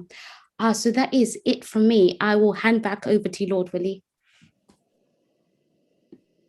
Thank you very much, Grace. And I know that having spoken to you at some length earlier on in the week, that you're very passionate about what you do, and I recognize it's uphill, but more power to you. So look, let's open it to the floor. But whilst you're getting ready with your questions, I have one more question for you, Peter, and that is that we know from the data around 70% of stop and searches are drug related, often cannabis, and not the knives. I mean, I think everybody at the call welcomes you getting knives and guns and arms off the streets, but actually most interaction is predicated on drugs and cannabis. What people find strange is that the data shows that more white people smoke cannabis than black people, as a fact. And yet the vast majority, 70% nearly, of stop and searches for black people are for drugs. A question for you: why is that disparity? And secondly, given you and the public are most worried about saving people's lives, why isn't that a priority, and the drugs and marijuana less of a priority? So if you can answer that, really, you know, that we've seen the mayor wanting an adult conversation. I don't want you to get political, but why is it that black people are targeted for cannabis when white people smoke it the most? And then open it up from the floor. Put your questions in. Peter, the floor is yours. Okay. So firstly, I think what we have to acknowledge also is the link is the link between violence and drugs. So we have a drugs focus desk on the West area, which looks at when we arrest people who are in possession of drugs, looking at how and why and whether they're involved in the supply of drugs or whether it's just for personal consumption. There's an intrinsic link between drugs in the open drug market and people who are street dealing and violence. And a lot of the inter-group or inter-gang rivalries that we see are around drugs and the trade in drugs. So I think one is the two, violence and drugs, are intrinsically linked. And a lot of the weapons that we seize come from drug searches as opposed to searches for weapons at the time. So I think, firstly, I just want to make that point. I think your wider point is, well, why then more black people? I think this comes to the core of what we were talking about, which is around the disproportionality in searches. I think that there's an awful lot more that we need to do. I think that there's an awful lot more that we need to do, putting pressure on some of the middle class drug dealers that tend to be able to consume their drugs without the fear or the link to street violence. So when I look at our outcome rates of search, so this is, you know, when we search white people or black people, what's the percentage of which of whom we have what we call an outcome that's not no further action, like go on your way, which is when we actually found something. The rates are relatively similar. So within white people, it's just under, this is a Ealing data, it's just it's 24.8%. Within young black people who are searched, it's 25.1%. Within Asian people who searched, is 26.5%. And then other ethnicities is 26.4%. Right. So the levels of the outcomes that we get for searchers are relatively similar. So in terms of you know, the percentage of search we're saying, so we're not seeing this massive disproportionality where we're saying, okay, you know, the searches or the outcomes from searching one racial group against another are extremely disproportionate. But it's in the searches themselves that the disproportionality lies and why we're searching relevant areas. So the two areas that have experienced most stop and search in Ealing over the last 12 months are South Acton and our Northolt, because that's where we've had our biggest violence problems. Let me just sorry to interrupt. So let me just bring you back on that, because this is really important. You said that the proportion of white people stopped and searched and finding drugs is the same, but you're stopping 9 times more people that are black. Yeah. So if you're stopping 9 times, more people, and it's 6.5 times more likely on the West area. Okay, no, absolutely, and that's where the disproportionality lies, right? And that's what our challenge is now. Is we need to move to an area or move to a place as a service where that is not 6.5 times more likely to be searched because you're a black person. But there will be a level of disproportionality that we won't always be able to get away from. And a little bit of this is because of, like, the point I was going to make about those two areas is those are the areas that we have our greatest levels of violence, but they're also predominantly Black and Asian areas. So you're more likely to be searched in those areas. So that's the work we've been doing. But I'm not getting away from the problem. We do have a challenge here, and that is why the work that Grace was talking about, the work that I was talking about trying to become more accountable, is to try and improve that through the behavior of our officers and also the areas that we're targeting. Okay, I've spoken more than enough. Me too, probably. Commissioners commissioners and guests, please raise your hands. Let's have some questions from yourselves.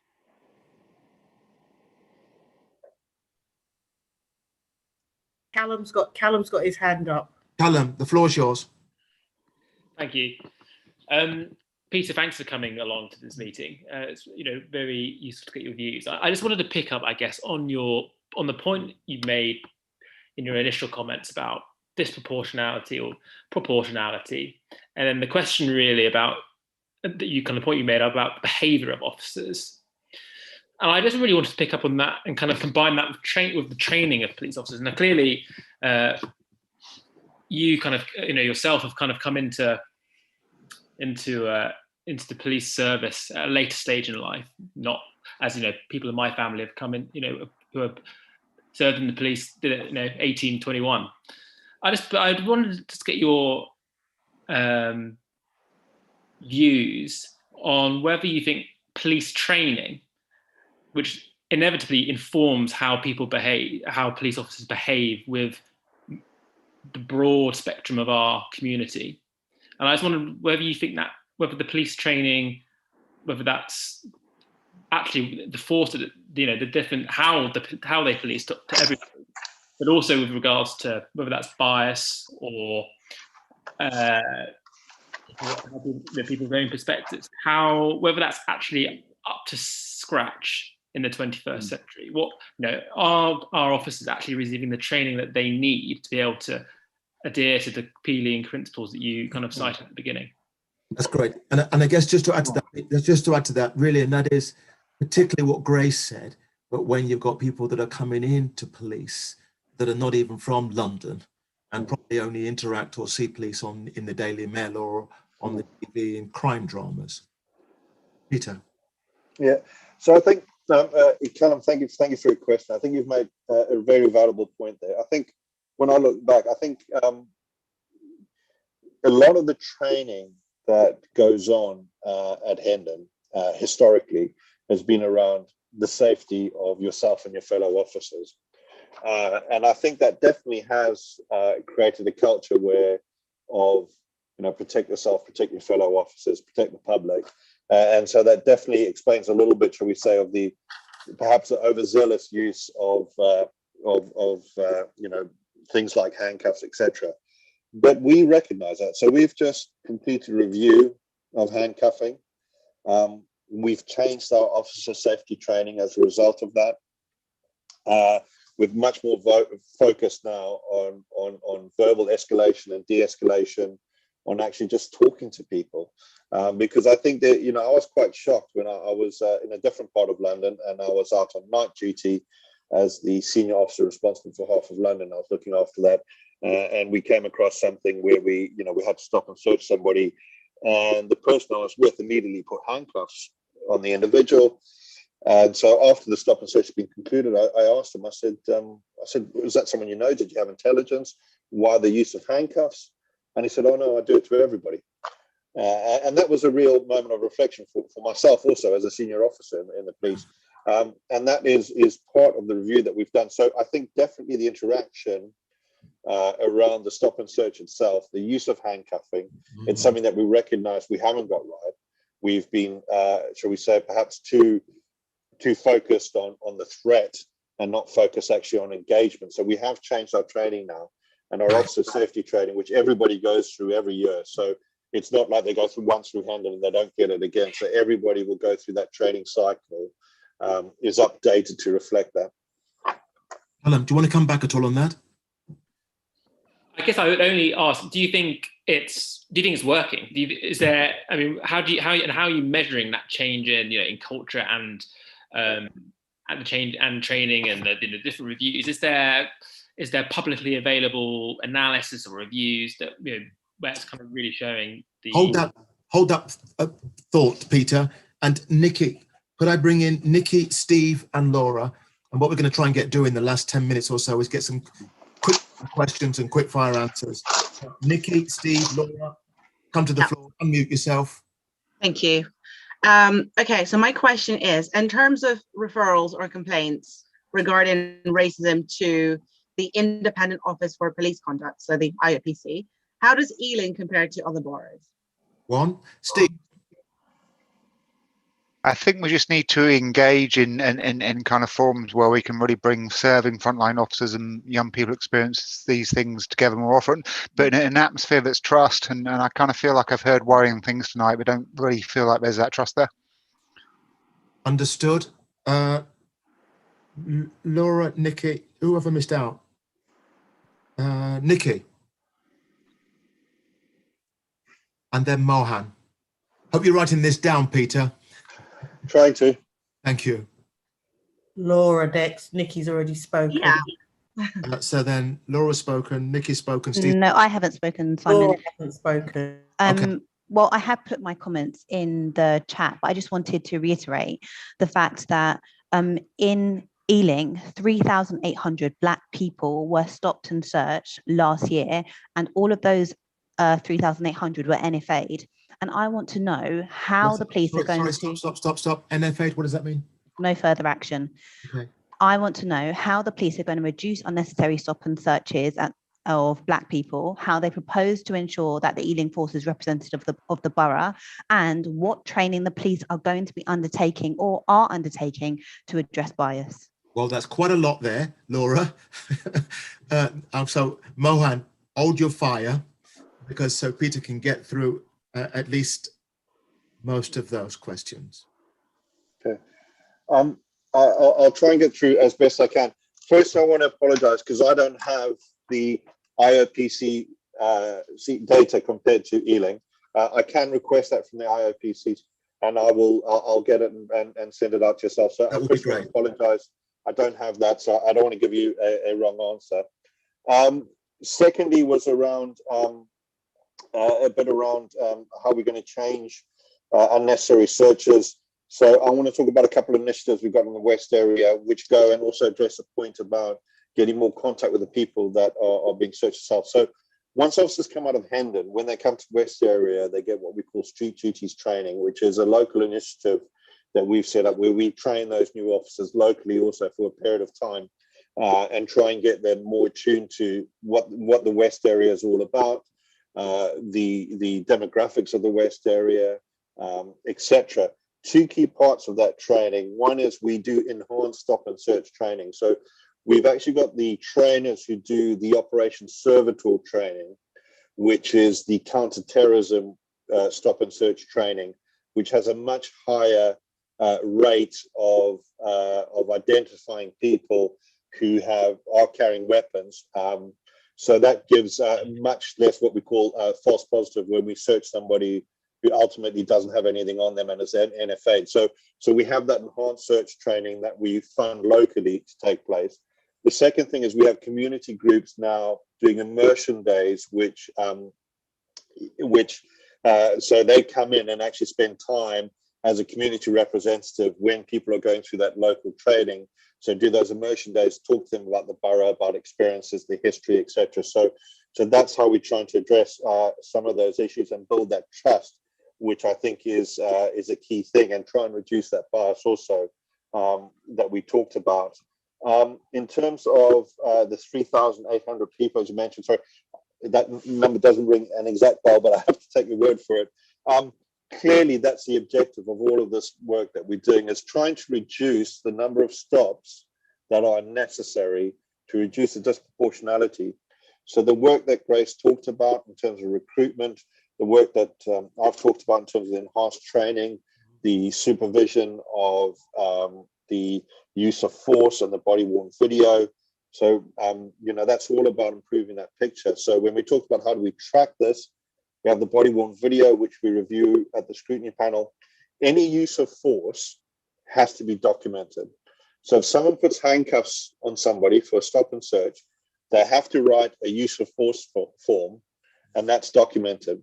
So anywhere where we see somebody's using a lot of use of force internally, we will be able to pick that up, intervene, and say, okay, let's look at this. Let's review all their body-worn video, what is happening. But I appreciate that that's not a public forum where you'd be able to get that data. So I'll look and see what we can do to better publicize that, because I know that's one of the mayor's objectives also. The other local initiative I think is important to talk about is, so when we looked and we said, well, you know, we talked about how we become more representative, which was one of the questions. Yeah. And more than 50% of our applicants are from ethnic minority backgrounds, yet only 30-odd% are coming through completing their training. The biggest drop-off point is before they've actually attended the day one police interview. So what we've created locally here in Ealing is what we call Police Friends, which is people who've actually applied to become a police officer from a Black or ethnic minority or an Asian background. We match them up with a police officer who's been trained by us. We've got a cohort of police officers. They will contact that person if they consent, offer to have a cup of tea, sit down, talk through the process, talk through any concerns or fears they have, to try and improve the number of candidates that we have that attend that day one training, because that's the biggest drop-off point. Beyond that, the ratios of people dropping out at different stages of the process are much closer depending on their ethnic background. So, sorry, that was a very quick summary, but I know thank you for that. Look, most of the questions. Mark, Peter, I want to impose to ask you for 5 more minutes of your time. Of course, yeah, no problem. It's a rich conversation. Yeah. I've got 3 people that have got questions. If you can make it really quick, Mohan, Edmund Yoa, and Mark Paulson. So 3 quick questions. Pen again at hand, Peter. Mark. Mohan or Mark? I thought I got, okay. Is it Mark wanted to add a question down there? Yep, certainly. Yeah, I'm just wondering, I mean, given all that's been said, can disproportionality ever be worth it in the cost, I think, of disastrous community relations, in criminalizing young people, and in terms of the blatant unfairness? I hear everything you've said about weapons, but I wonder if you have any views about the decriminalizing of cannabis. Edmund.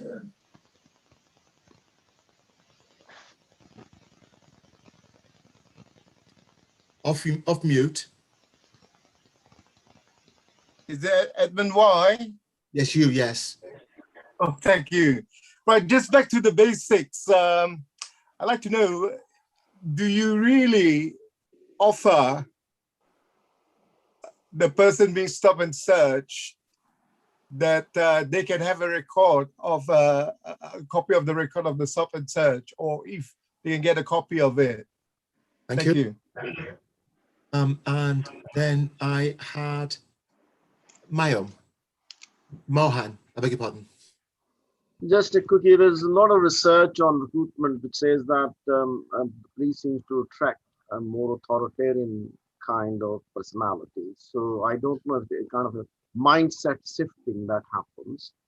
My second question is, there's also a lot of good data on the fact that sort of bums on seats kind of training doesn't work, and it requires a more sort of educational mindset changing kind of training programs, which seems to give better dividends in terms of impact evaluation. So just simply doing the seats doesn't work. The third piece from personal experiences, I used to train the community folks who used to participate in training at Brunel, and there was a huge police training center. And it was quite a task, because using ordinary folks we found who were ill-trained in participating in police training could actually enhance racism, right? Because the perspectives were just not there. And finally, I am really heartened by all the initiatives taken, but it'd be good to see not only kind of early product evaluations, but also impact evaluations of training programs you've been running. Okay, yeah, I'm sorry that there was 4 questions in one there. Yeah.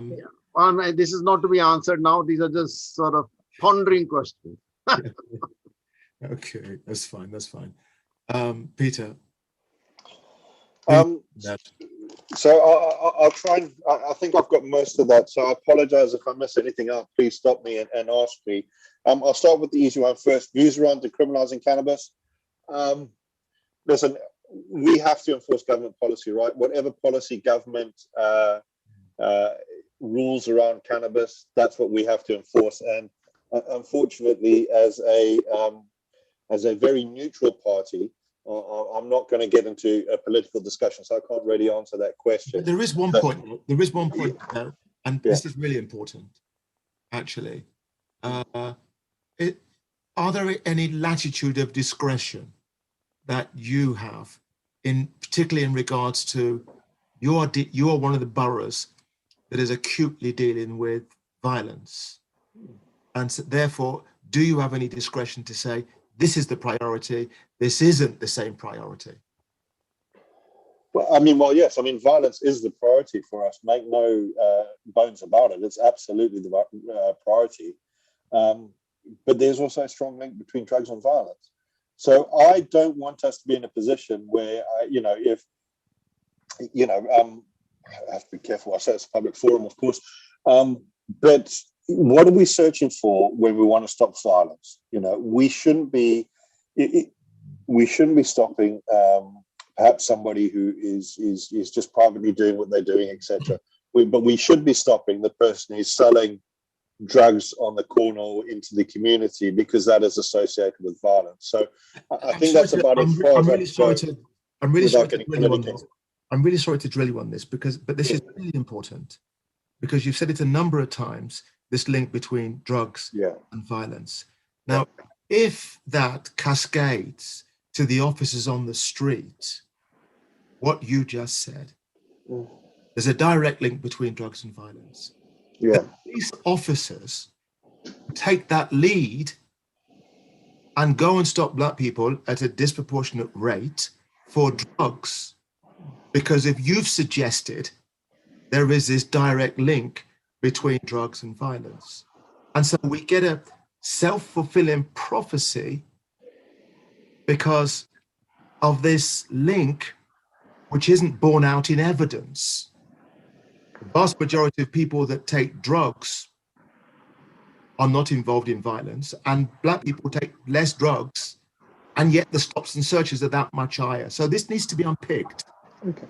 So perhaps as my phrasing, let me unpick that as you suggested. It's not the taking of drugs or the using of marijuana. It's the trade of drugs and the supply of drugs that's intrinsically linked to violence. Yeah. And that's not just me saying it. That's very clearly. And everybody might get that. And everybody might get that. Yeah. Surely then, if it's the trade of drugs, then that would be more intelligence-led rather than the dragnet approach. Because if you want to stop the trade of drugs, then intelligence would lead you to better outcomes than you're getting at the moment. Is that fair, Peter? I think that's fair. I certainly think we should always act to the intelligence, and the better the intelligence that we get, the more targeted we can be with our approach. So I think that is a fair point. I wouldn't challenge that at all. I think it's an absolutely fair point. Okay, and the other points, and I'm sorry to deal on this because it's to the nub. I know it's difficult, and this is not the Spanish Inquisition. It really. But I think the point is, listen, I don't know. It's. I've sat in far too many living rooms of mums and dads and told them that their son has been killed and been stabbed. Right. And every time I sit there and I think, I will say to them, I will apologize. I will fear their rage, their hurt, and I'll say I'm determined to make sure this doesn't happen again. and that's it's. I don't say that just to try and make them feel better. I say that because I genuinely believe that, and that's my genuine intention. And this comes back, I think, linked to the question also about what we talked about is, can it be worth it? Stop and search, given the community disruption. And it's a tough one to balance, make no doubt. And it goes on to your point there. We have to stop the cycle of violence that we are experiencing. And I think the trade of drugs is part of that cycle of violence.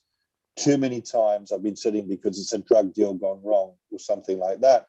And too many times it's been the wrong person in the wrong place at the wrong time is absolutely innocent. And that kind of problem is not a problem that we can police our way out of or stop and search our way out of. I grew up in Zimbabwe, and it's a well-known expression. I think it's used all over the world, but we had our own version in Zimbabwe, which is about, it takes a village to raise a child, and so the problems that we're wrestling with here and the challenge about where's the right balance between the impact on the community and what we can do by, taking knives off the street or whatever it is, it's a very difficult one. And I don't think anybody's got the perfect answer there. But I also don't think anybody joins the police because they want to hurt or target anybody, or, go back to the question we had about the mindset. I think most people like myself genuinely join the police because they want to make a difference. That was my motivation. And it is the motivation of most of our police officers. We certainly don't join for the money or the lack of stress. But it's much wider. The problem of violence is much wider than just what we can do. And I think it's dialogue like this that we can start to change that picture, to start to talk about actually, if we can address the problems in other ways, do we need so much stop and search? Hopefully no. So then let's start working together to make that happen. Sorry, I think you're on mute. We've gone well over the time, but I'm pleased that you haven't shied away from a single question. If that haven't been answered, that's because of me. But we write them down, and I'm sure Peter will more than be happy to answer all the unanswered questions. But you haven't shied away from the big ones. It seems to me that there's still a trust gap, and we as a commission need to find where we can build trust. We didn't really have enough time to go to look at whether or not there are sufficient liaison groups that help build trust between young people and the police. And then this broader conversation about intelligence-led policing rather than the dragnet approach. And you, as a leader, Peter, you seem to want to lead from the front. I think can be instructive in that space, because we constantly stood up. So it's like we were right in the middle of the mixing. It seems to me that we can't keep doing what we're doing and hoping for different results. And if we want different results, we might have to think about doing things differently. But I think it has to be mutually consent, take people along, and we need to remind ourselves right at the beginning of this conversation, where we had a heartbreaking story of Amy, really. Yeah. That would probably be us as a commission, our North Star, whilst being respectful on your great challenge, Peter, particularly not going on someone's door and saying, "I'm sorry to tell you." Commissioners, thank you all. I know you still have made more questions, but it helps us see it from one side, young person, young woman, and your side, with all these competing priorities. But thank you for taking your Thursday evening out with us in helping us form some views that we hope that will help Ealing in this crime and justice space. So can we give Peter and Grace a round of applause, please? It's a Ealing Commission thank you Well, no, I'd like to thank you all, to be honest. It's dialogue like this that I welcome. I don't think we can shy away from the tough problems. And I also believe that if we want things to change, we have to change the way we're doing things, which is what you said. I'd like to extend an offer to all the commissioners to, I'd love for you to come and see the training we do and meet with some of our officers. In the summer, COVID permitting, we'll start the ride-along scheme again. So I'd love you to come and actually just spend a shift with our officers and see exactly what they do and what they go through in their thought processes, and then come to that training that we do and understand it. So that's an invitation I'd love to extend. We would very, very much like that. And so I also want to thank our other guest. I mean, I just wondered at this stage, Joanna, if we can thank our audience and stop the live session now, and then just the commissioners convene for our last little bit of roundup. Can I just say to really to